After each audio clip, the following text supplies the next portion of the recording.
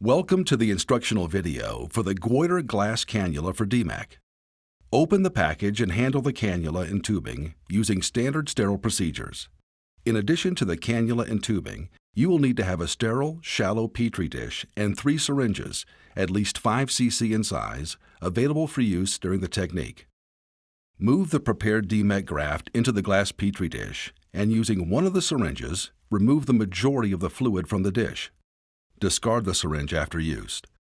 Apply trypan blue stain to the scroll DMEK graft, making sure the stain goes down the center of the scroll, coating the stromal side. Add balanced salt solution, BSS, to the Petri dish, filling it all the way up. The stain will be diluted. Filling the dish completely will ensure the cannula opening remains submerged under BSS and does not aspirate air during loading of the graft into the cannula.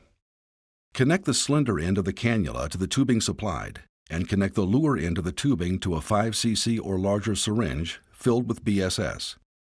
Flush BSS from the syringe through the tubing and cannula, completely filling the system and eliminating air bubbles. Submerge the large end of the cannula in the Petri dish next to one end of the scrolled graft, making sure the cannula end remains completely submerged to avoid air bubbles entering the system. Pull the syringe plunger gently to aspirate the graft into the cannula. The cannula is loaded when the graft enters the slender end of the cannula.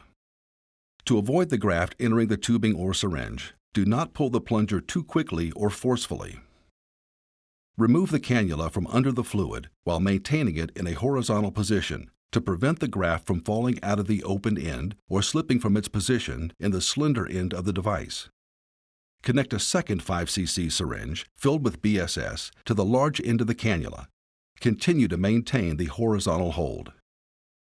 Remove the tubing from the slender end of the cannula by gently twisting it back and forth until it is loose. Once the tubing has been removed, the graft is ready to insert into the anterior chamber of the eye. Insert the tip of the cannula through a 2.5 mm incision. Rotate the cannula so the bevel is up. Deploy the graft by gently depressing the plunger in quick bursts versus a steady push. Do not remove the cannula from the anterior chamber.